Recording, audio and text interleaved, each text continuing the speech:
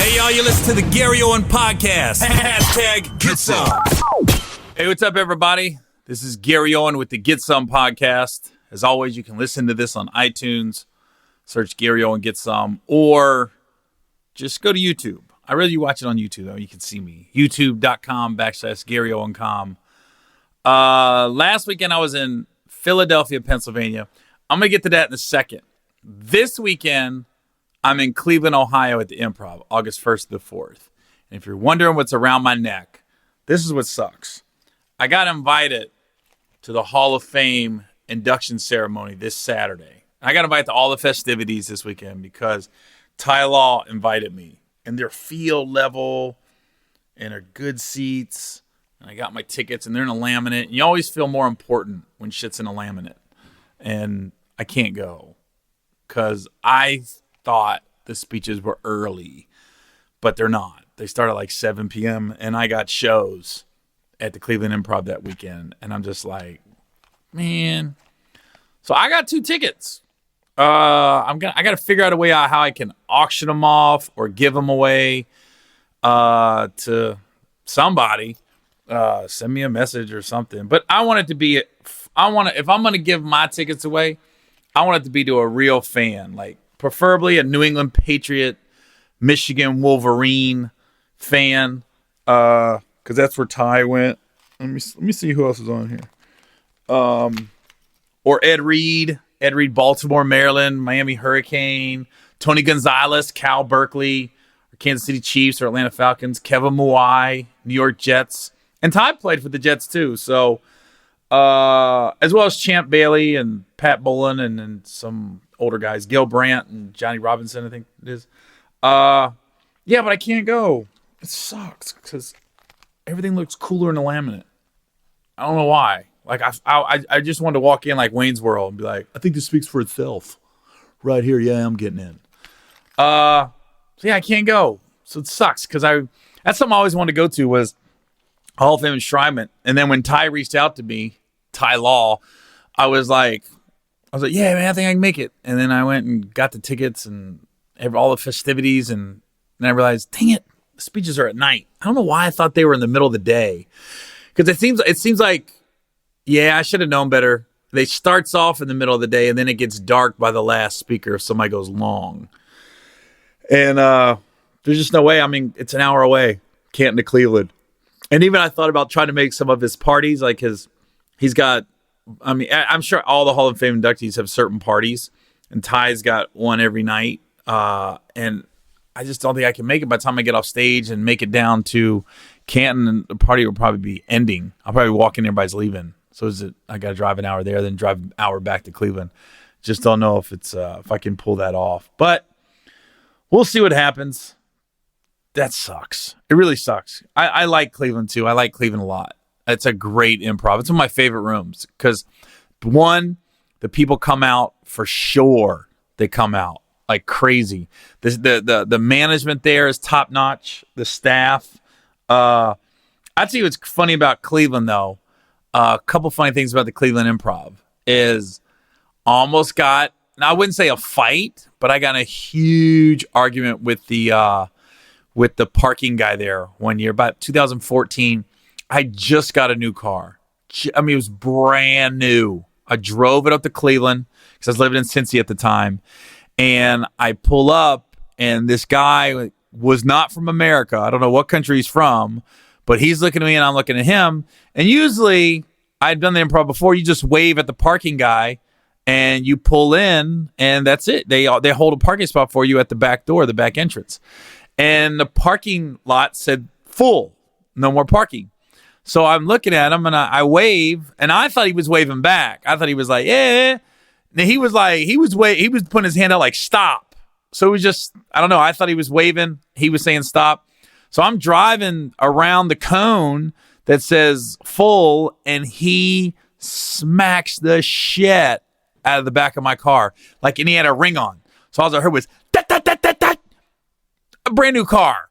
So I get out and I start yelling. I'm like, what the fuck are you doing? He goes, you can't fucking park in here. You can't fucking park in here. And I'm like, I'm the fucking comedian. And I'm the reason the parking lot's full. I'm the reason. All these cars are here because they're coming to see me. And since he didn't speak English, it was clearly a second language. There's a breakdown there. And then the management comes out, they run out, and not saying that we were going to get in a fight, but we were in each other's face yelling. Because I'm like, dude, you don't fucking hit somebody's car like that. It's not like I came speeding through the entrance or anything. It was like I was going as slow as you can go. It's a full parking lot around a cone. I was literally going about 5 miles an hour, and he came running and smacked it. Tick, tick, tick, tick, tick. And I was just like, what the fuck you doing? And then we had words and it got shut down. But I was even telling the club, I go, you guys got to put a picture or give the dang parking guys a flyer. And then they told me, like, oh, that guy's done that before. And then the next time I came, he wasn't there. I go, well, he's in the wrong line of work. Certain people have to be in customer service and certain people shouldn't be. Clearly, that guy shouldn't have been in customer service. So that was, and then here's another funny story about Cleveland. So 3 years ago, so 2016, I go to Cleveland to speak at the Republican National Convention. And before everybody goes off, because they went off on me when I got to my hotel, they had all this Republican stuff in my room. They had like RNC popcorn and, like an elephant sucker and all this stuff. Well, I got asked to speak at the Democratic National Convention and the Republican National Convention, both for there's this program called Facing Addiction. And they're asking me to speak to, there was like governors there from all the states, and they were trying to just raise money and awareness for addiction, like rehab facilities and rehab centers and everything else. Instead of sending addicts to jail, they was like, we got to send them to rehab and try to help them. And that's all I was there for. So when I committed to speak at the RNC, Trump wasn't the candidate yet. We didn't know who was.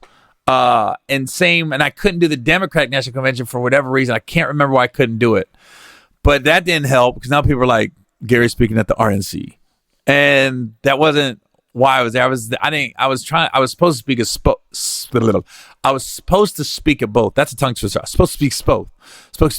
I was supposed to speak at both. But it ended up, the way my schedule lined up, I could only do the RNC.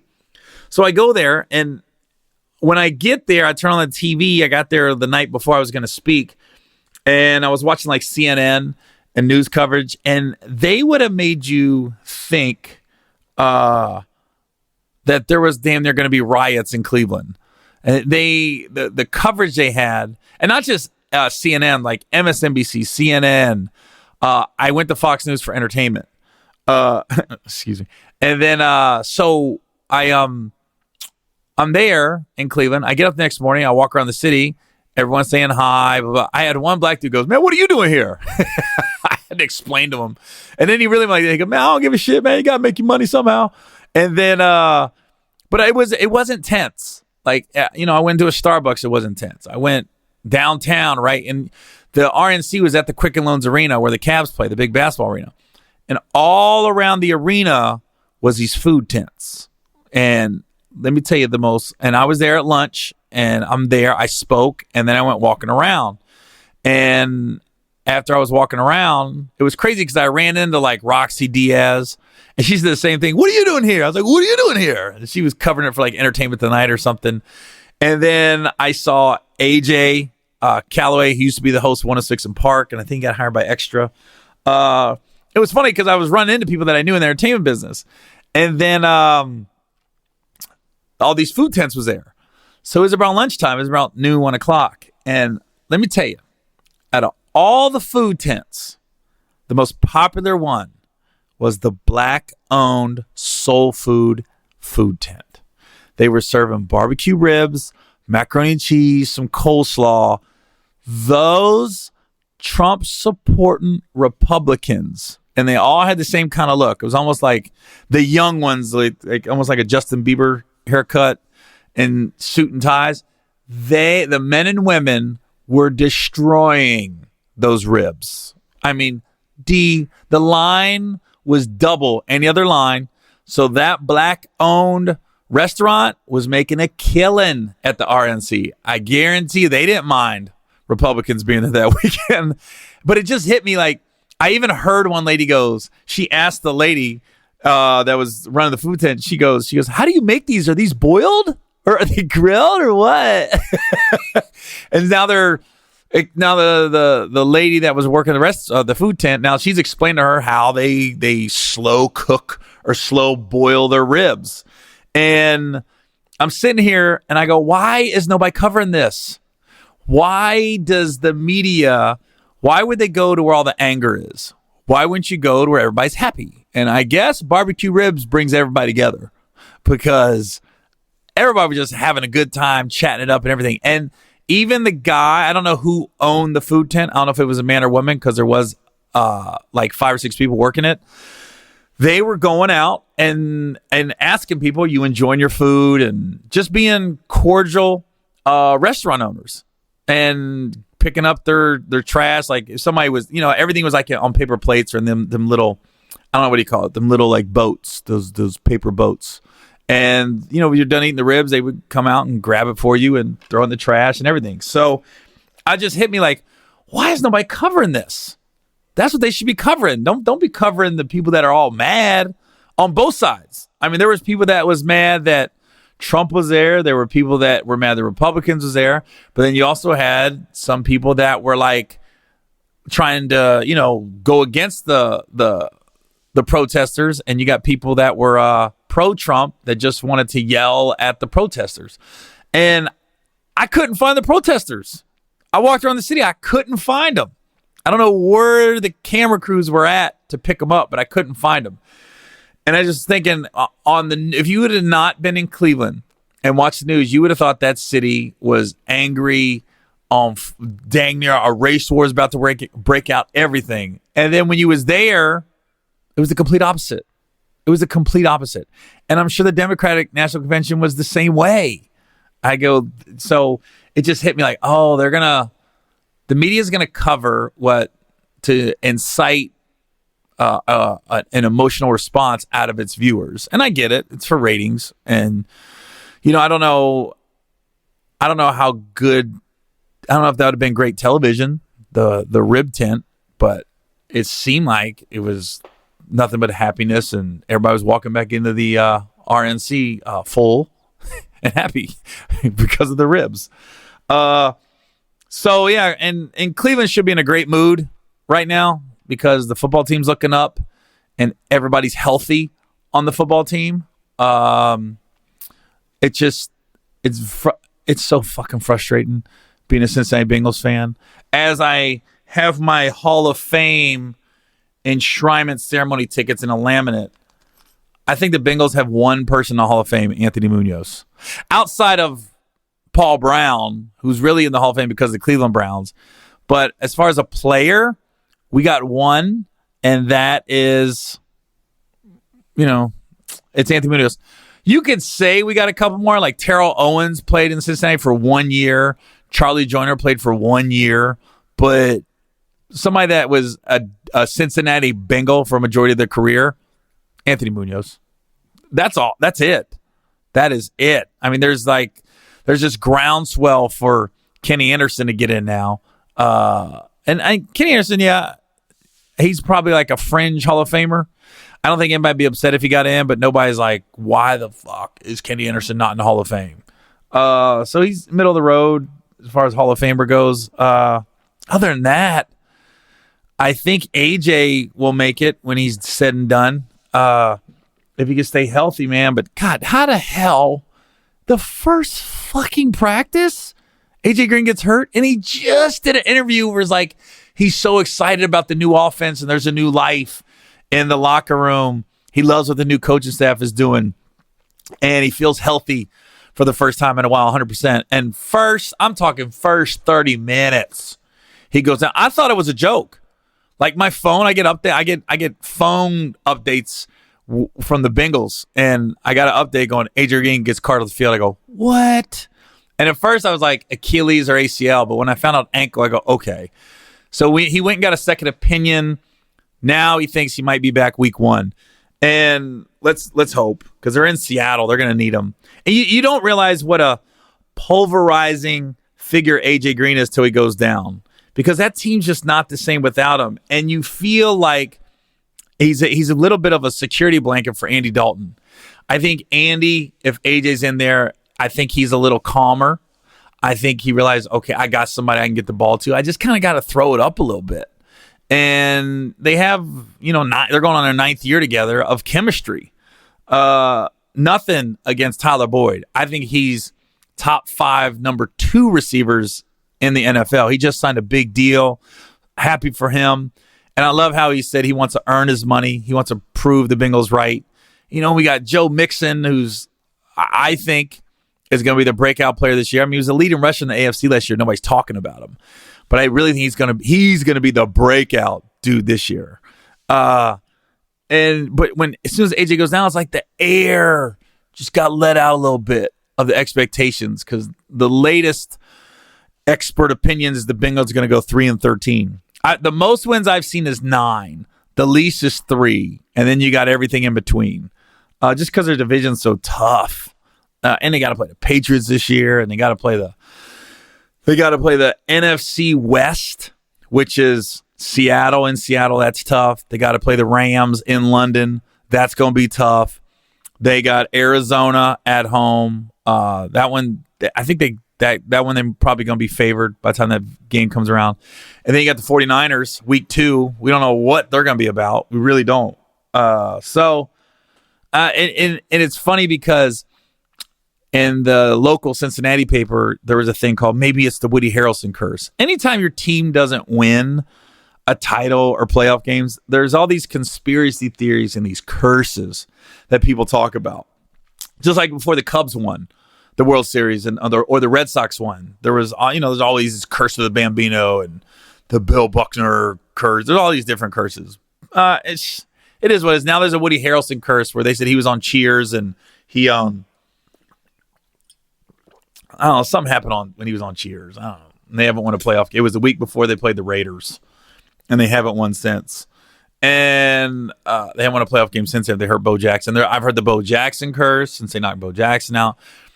And somebody said Woody Harrelson shouldn't count as in the paper it read, Woody Harrelson couldn't count as a curse because, let's be honest, how many Bengal games, how many times have you seen Woody in Cincinnati, and how many Bengal games have you ever seen him at? And 0.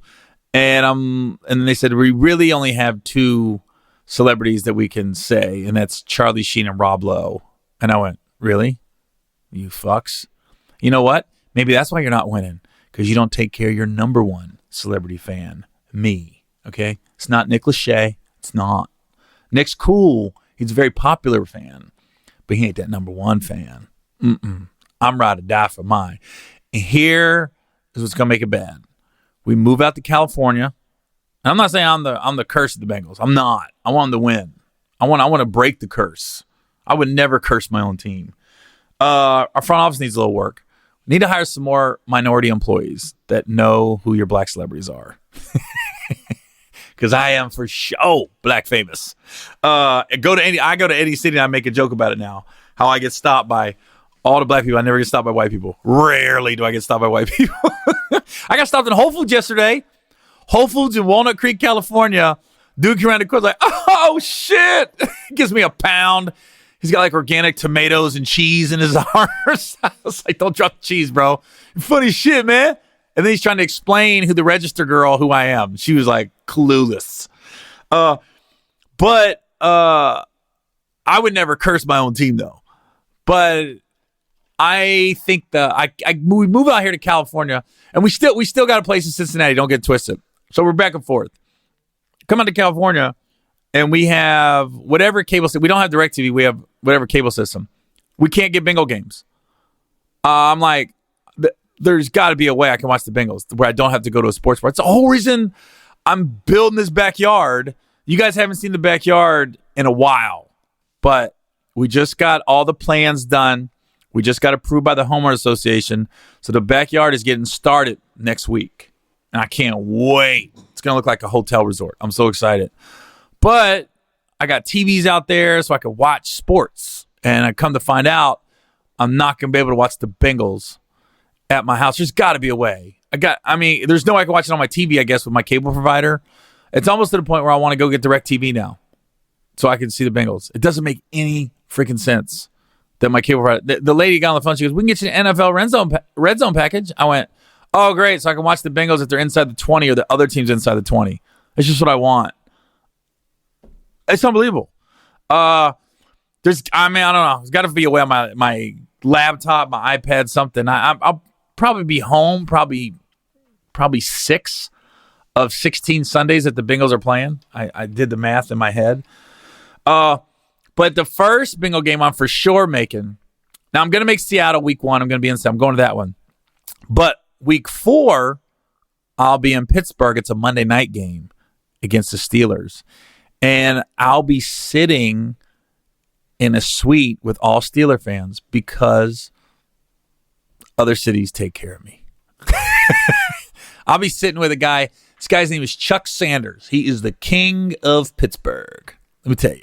It's his suite. He said, Gary, you coming? All right, I got you. It's amazing how Seattle, same way.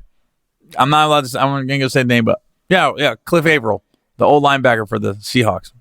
You coming in for the game? Yeah, all right, we got you. I'm like this. Bengals. I got to go to road games to get taken care of. Oh, you guys. But I still love you, man. I'm still rooting for them every game. And every guy knows when I go. Like Cliff Averill, he's a former linebacker for the Seahawks. He said, you coming in? I said, yeah, I'm coming in for week 1.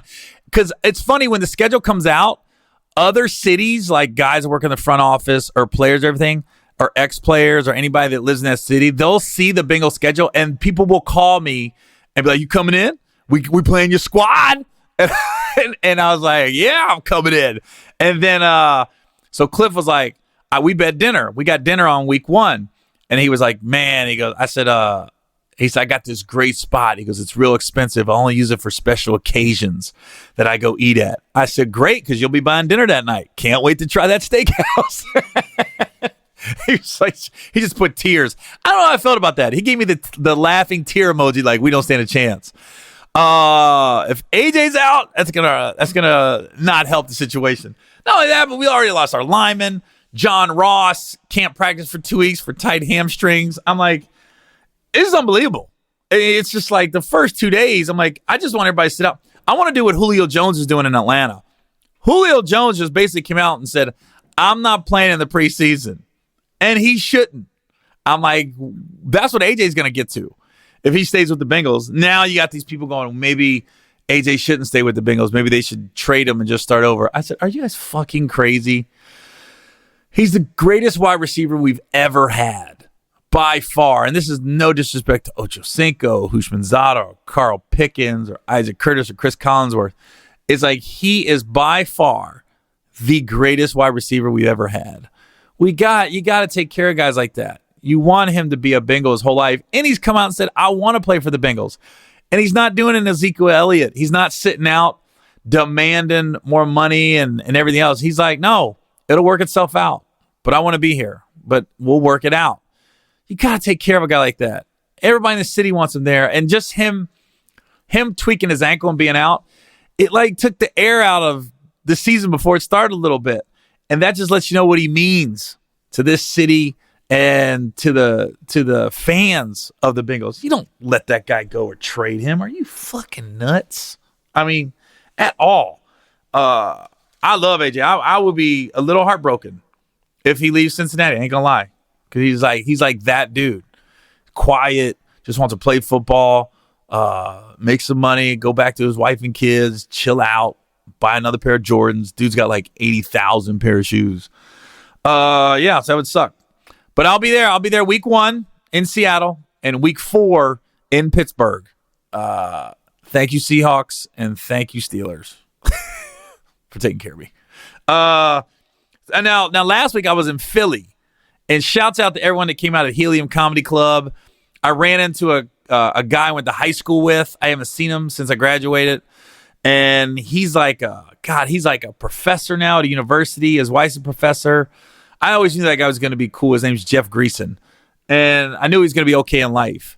And he brings his old high school basketball jersey. And it was just a cool moment. We caught up with each other. And it was a difficult week at my small town in Oxford, Ohio, because another guy I went to high school with, and I posted this on my Instagram and IGTV and Facebook. There was a guy I went to high school with. His son worked in an ammunition factory. And I don't think it was I wouldn't even call it a factory. It was like a little building, really. And there was a freak fire or explosion, and his son passed away. And it just lets you know, like, one, I'm getting older, the fact that I've gone to high school with people that have grown adults. But his son's name was Logan Keebler, and the guy I went to high school with, his dad's name was David Keebler. His son, it's such a sad story, man. His son got engaged. He was going to be married in October. He was getting married in October to his high school sweetheart. And by all intents and purposes, I mean, I've met that kid a few times around when I went back home and when I went to some high school football games in my old high school. But always a nice guy to me, very cordial. Had a good energy about him. Dad was cool, mom's cool, his younger brother's cool. Everybody, it's just a nice family. Just a nice Midwest, salt-of-the-earth family. And he got burned and he didn't make it. And his dad posted just the most heartfelt, like, Facebook post. I'm going to read it real quick. I read it on my Instagram, but I'll read it again. Just give me 1 second. Let me pull this up. I don't know why the internet always wants to run slow. Hold on just a second. And just being a dad, I can't even imagine what he's going through with that. But here's what his dad wrote. And it was crazy. His son passed away the day, it was on my birthday, July 26th, was the day his son passed away. And here's what his dad wrote. At 3 p.m. today, Logan David Keebler was taken on an honor walk to the OR at the University of Cincinnati to make his last decision and act on this earth to be an organ donor. With this decision, he has given 22 people the option to live and prosper in his honor. As we prayed in the courtyard and shared our stories about Logan, we got to watch the first recipient fly in to receive their miracle. Please continue to rejoice in the memories you have of Logan and continue to pray for Ben's recovery, which Ben was another young man that was hurt in this explosion. And I guess Logan had like third-degree burns all over his body, and he didn't pull through, didn't make it. But 22 people are going to receive organs out of his body. And that was his decision. When he got his license, he decided to become an organ donor. And just the fact that his dad posted that, and it reminds you, I'm from a small town in Oxford, Ohio, and we call ourselves townies. And growing up, I always thought that was a put down. Because you got Miami University that all the college kids come in and out of Oxford every year. And the local people are called townies. We're there all year round. And it was almost like a put down a little bit. Like, oh, you a townie? Like, almost like I always felt like you can't do nothing better with your life. You stuck in this small town.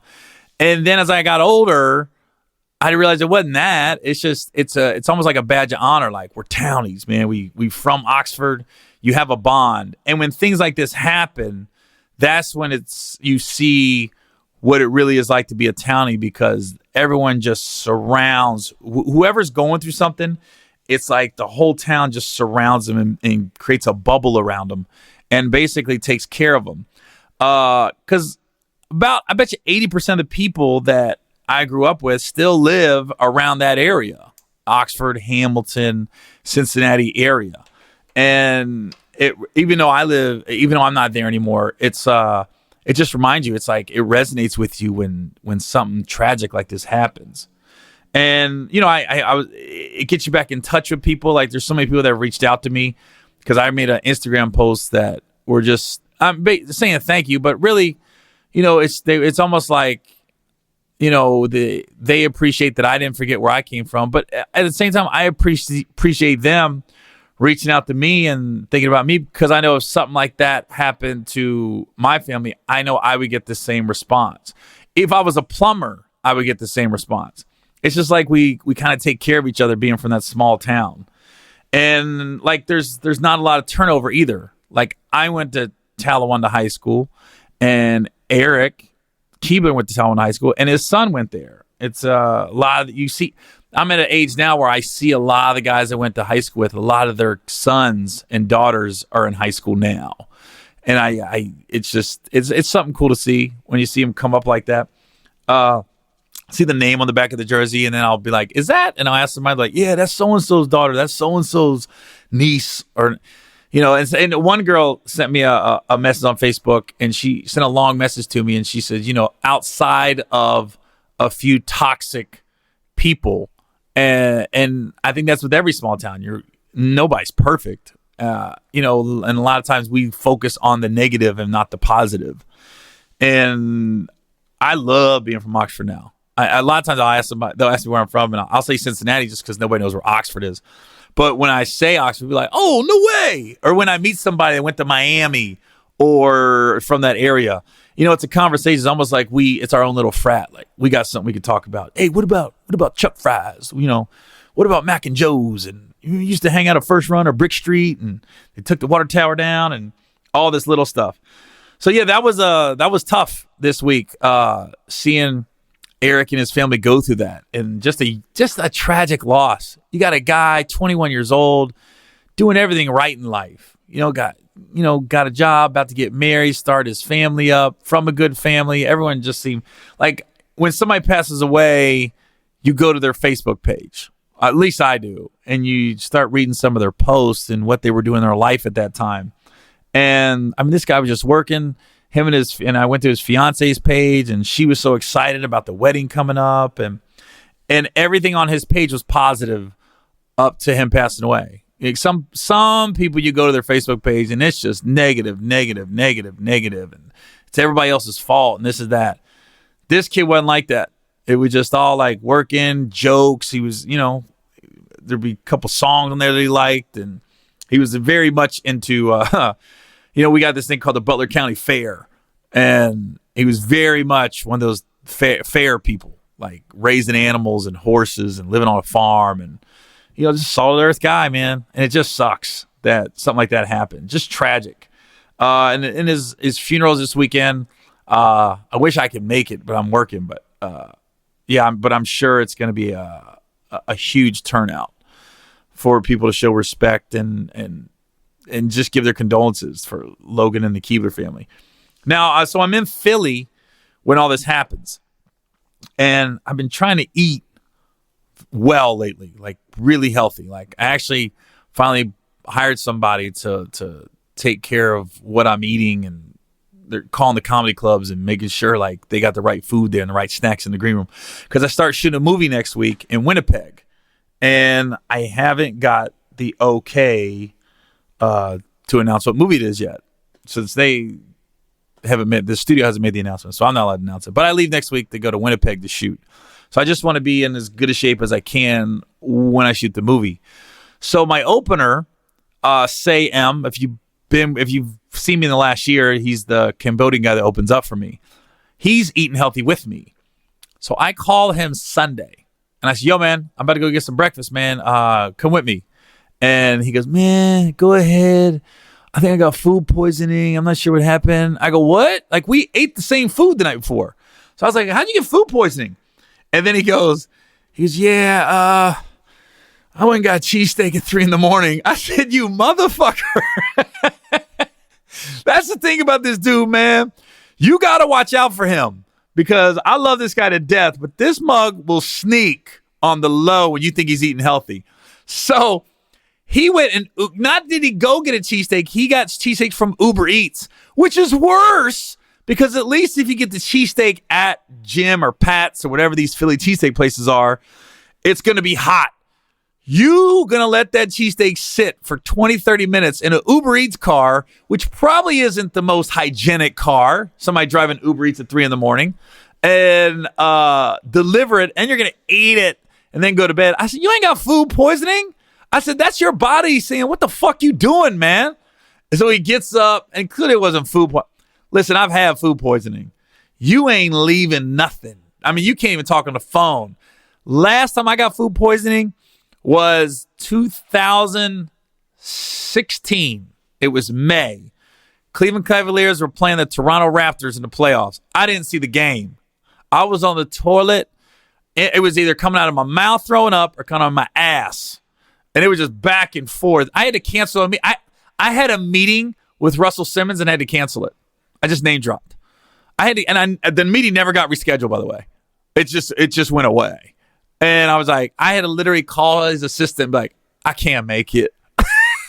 We're supposed to meet for dinner. I go, I can't make it. There's no way. I had to cancel. I could not. And it all stemmed from my comedy agent at the time took me to some sushi spot to, he goes, I'm going to take you to the sushi spot I always go to. I go, and he kept ordering for me. And I know what it was. It was a tuna cone, some kind of tuna roll. But I bit into the tuna, and I like sushi. And I was like, it was good, but it didn't taste quite right. And my dumbass took another bite. So I ate 2 of them. And as soon as I ate them, I was like, I shouldn't eat. I thought I overate. I thought my stomach started turning because I ate too much sushi. No, it's because those last 2 tuna roll bites, that's where it came from. I guarantee you, because I didn't eat the whole roll. I ate 2 of them, and that's where it came from. I don't know what, man, it's a little hole in the wall. I wish I could tell you what sushi restaurant it was, but it was a hole in the wall. It could only sit like 20 people tops.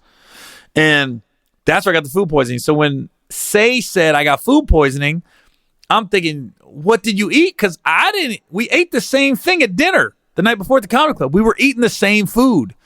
And so he said he got a cheesesteak. And I went, motherfucker, you got to watch it. I caught him one night, Say, sneaking out getting food.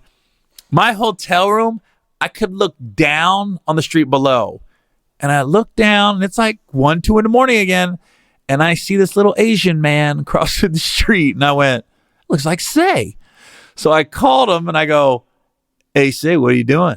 He goes, nothing, just hanging out. I said, where you at? He goes, oh, just at the hotel. I said, really? Because I just saw you cross the street. He goes, oh, man. He goes, man, I'm hungry. I'm going to get something to eat real quick. I said, dude, sneaky ass. And okay, so you got to watch out for him. Let me tell you the funniest eating healthy story. Talking about Pittsburgh. There's this comedian named T-Robe out of Pittsburgh, Pennsylvania. So we're in Columbia, South Carolina 5-6 years ago. And T-Robe's opening up for me. And we're on this whole, and comedians will do this. I'm sure everybody does it in their life. You eat bad for a while, and then you make the decision, we're eating good this weekend. So, and I wasn't as educated on what foods I should be eating or not. So it was probably 7 years ago. Yeah, it was probably 7 years ago. And so we're all together, and we're like, we're eating healthy this weekend, man. Nothing bad. So my version of eating healthy is go to Waffle House and get me the chicken breast with the egg whites. So I tell Brad, my road manager, and T-Row, they're going to go out to eat. I said, well, bring me back chicken breast and egg whites from the Waffle House. They said, that's it? I said, that's it. I said, but give me 2 breasts. Give me 2 pieces of chicken and the egg whites. So they said, we're going to order the same thing. I said, all right, we're in this together. So T-Row orders the chicken breast and the egg whites, and then Brad orders it. And then Brad comes to my room with my food. He goes, you ain't going to believe what this motherfucker did. I said, what? He goes, so we eat at Waffle House, and he keeps saying, I'm still hungry. Motherfucker made me stop at Burger King on the way home. This dude made it 1 meal. He couldn't even make it 1 healthy meal, T-Robe. He was like, man, I gotta stop Burger King, man. I can't take this shit. And Brad said he destroyed that Whopper with cheese. Brad said he ate it like he was a prisoner of war that just got released from jail. And he had a Whopper with cheese in like 20 years. Yeah, that was funny. So, sidetrack of Philly. So I'm in Philly and talking about another comedian. There's another guy there. I get off stage, and when I get off stage, I need like 5 minutes to decompress. Like I'll do meet and greets when I get off stage, but I take pictures and we hustle t-shirts and stuff like that. And I just told I always tell Say, I said, dude, just get on the mic and say I'll be out in a few minutes. I just have to cool off, grab some water or something, and I need 5 minutes to decompress. So there's this comedian named Jevon Pearson, who we used to be decent friends 20 years ago. He was actually one of the writers. When I got the hosting job on BET's Comic View, they hired 3 writers for me, and I didn't know any of the writers. And I ended up letting go of all of them except Jevon. And so this guy, Jevon Pearson, I realize he's not a bad guy. It's just he lies a lot. A lot. Like he always brings up Will Smith. And I'll get to the story. He tried to get into the show. He tried to get into the dressing room, my dressing room on I think Friday or Saturday. And I just told him, no, I need some downtime. I can't do it with it right now. And I kind of felt like a dick, but I just needed my downtime and I didn't want to entertain anybody right when I got off stage. But here's a funny story about Jevon. So he tells me he's going to have this big birthday party like 20 years ago. He goes, dude, everybody's coming, Gary. I think Will Smith might show up. He goes, Michael Grant, who was the heavyweight boxer that was about to fight Lennox Lewis at that time, he's coming. I want to say 2 of the guys from Boys II Men was coming. Any Philly celeb was going to be there. That's what Jevon told me. So I'm trying to do a solid. I'm new in the business. I don't know anything. Jevon's been around longer than I have. I said, all right, I'm going to come in for you. He said, this birthday party. He goes, dude, that'd be awesome if you could come in and just do like 15 minutes and everybody's going to be there. And I'm thinking it's a good time for me to showcase my talents in front of all these people, all these celebs. Because at that time, I was still like, whoa. I was trying to perform. Anytime there was a celebrity in the house, I want to perform.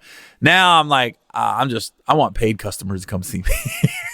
I'm not impressed if you play sports or anything. I'm like, I love for you guys to come to my shows. Don't get it wrong, but paid customer or the backup quarterback, I'll take a paid customer.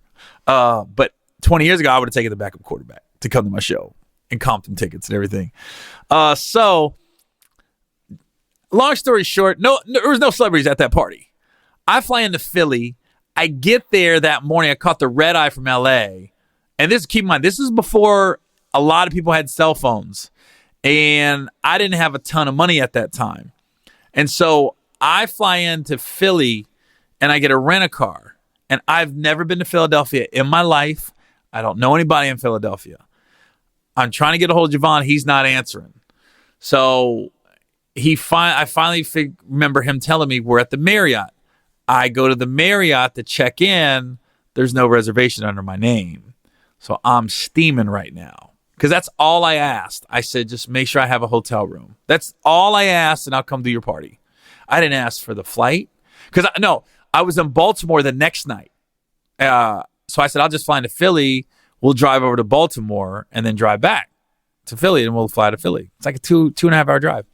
So I'm trying to do my man a solid. And so I get there. There's no room under my name. There's no room under Jevon's name. So I'm like, what the fuck? So not having a lot of money back then, I didn't think, just get the room, Gary. Pay for it. No, I'd rather bitch and be lonely all day. So I don't know anybody in Philly. I'm walking around like a lone soldier, lonely as shit. Like, I damn near felt homeless, right? So Jevon doesn't land until like 10 p.m. that night. And he kept calling me. I remember he called me and he hadn't left LA yet. And I went through the fucking roof. I was like, dude, what time you land? He was supposed to land. He told me he was landing like 11 a.m. He goes, yeah, they delayed the flight. He gave me some reason. He goes, yeah, so I'm about to get on now. I said, oh, you're still in LA? I was like, I caught a red eye. And I was like, you haven't even left yet? I left last night to make sure I was here on time for your party. So now I'm doing the math. Like, it's like noon in Philly, which is 9 a.m. in LA. And I can't remember if he had a direct flight. I don't think he did. He had a layover. Because, he called me from his layover. And I went, you got to be shitting me. He landed at 10 p.m. And I'm steaming. And I'm dirty. I'm like, I just want to get a shower. So he goes, nah, man, we're good. So we go to his mom's house. And his mom, God bless her, didn't have a shower. It was just a bathtub. I was like, there's no shower? So now I'm like, what the fuck? I'm literally rinsing off in the sink because I'm not about to get in the bathtub. So I'm like, I'm rinsing off in the sink. I was like, this is ridiculous. So I change. We go to this party at this place called Morgan's, I think it was called. And there wasn't a sighting of a celebrity.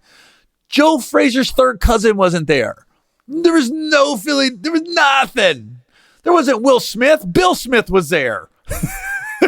There were some men, but not boys to men.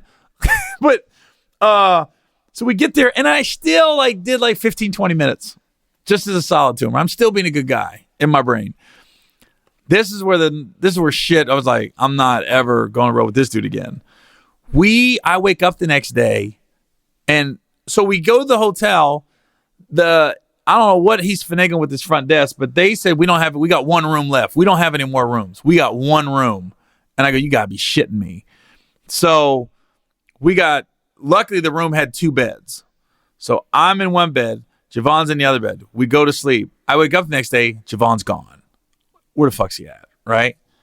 I go down, this fucker took my rent-a-car. And I don't know where he went. And he's not answering. I called the cops because I thought my car got stolen, my rent-a-car. And then the valet guy goes, no, the dude whose room it's under. The room is under his name. It's not under my name. So he had this planned. I'm going to get the room under my name to take this rent-a-car the next day. So he takes the rent-a-car, and I'm trying to reach him. He ain't answering.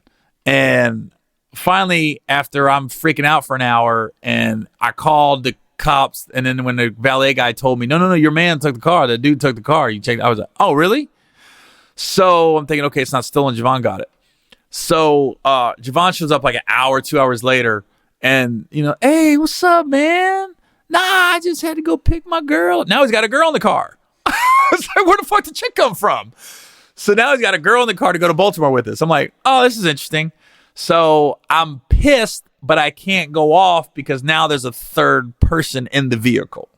So I'm just holding my tongue the whole drive to Baltimore, I'm steaming.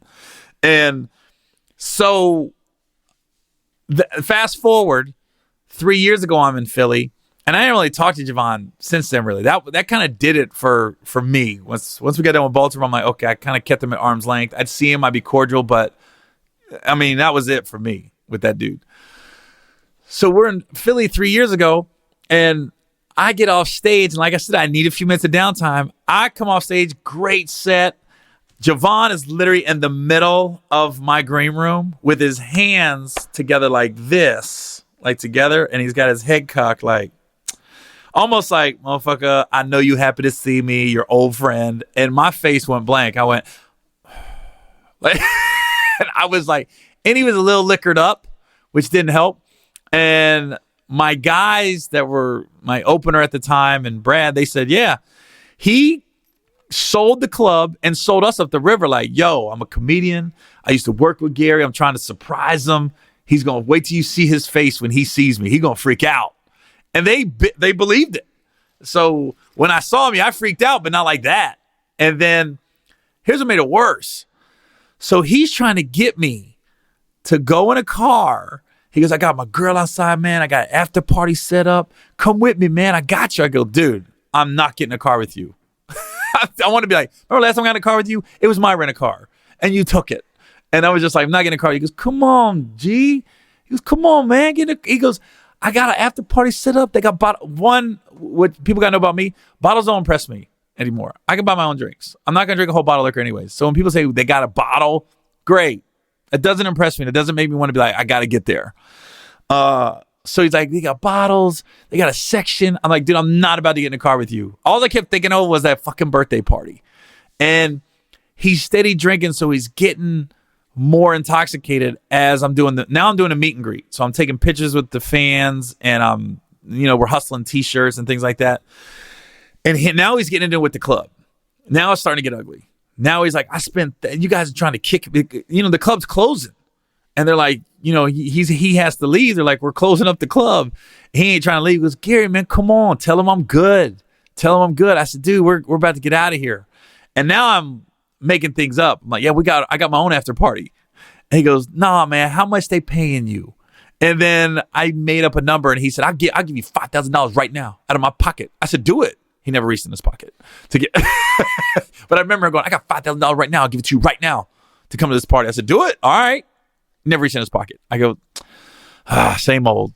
So anyways, he had to leave. And what's crazy is he showed up again this week, and I know it would have been the same thing. Like, nothing happened. I'm like, dude, we're cool. I can let it go, everything, but it's like that fool me once. You ain't gonna fool me twice, dude. There was no way a couple years about to get in a car with him and go to some, I know it would have been a fiasco party too. Oh God. But that was an interesting way to end Philly with but the way he just showed up again, like the guy goes, yeah, I just get off stage and the manager goes, Jevon Pearson's here. He wants to come say hi. I just told the manager, I need a few minutes. Because I still had to do my meet and greet. And by the time the meet and greet was over, the manager never came back. Never said nothing to me. Never said Jevon's still here or nothing. And I'm sure when Jevon hears this, I'll get a message or something will happen. But I'm just saying, man, those stories now, they make me laugh. But back then, I was steaming when he took the rent-a-car's the one that took it over the top, though. I go, this motherfucker woke up and took my car. But the way he did it was almost brilliant. Like, he made sure he waited, got the room in his name so we could go down and just say car under Jevon Pearson because the room's under his name. I was like, I see what he did there. And then, but it was funny so he suckered me that time into his party and everything. And then to come back, what was it? It'd be 17 years later at that time and to try to do it again.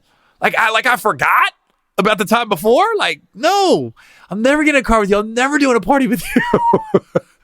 And then came back again this time. It was like, wanted to come backstage again. I was like, I need a minute. And I would have, honestly, if the manager would have came back and Jevon would have stayed there, I would have probably said hi to him, but I never came up again, But I've never told him those stories, so now he's going to know when he hears the podcast. All right, well, so I can't wait to get to Winnipeg next week. And again, I'm in Cleveland this weekend. And thank you, Ty Law, for the invite for your Hall of Fame induction. Got the tickets. I was there to support, but somehow I got to find a way to give these away or raffle these off to a New England Patriot diehard fan or a Michigan fan. I got to, man. Somehow I don't want these to go to waste. I don't want 2 empty seats there.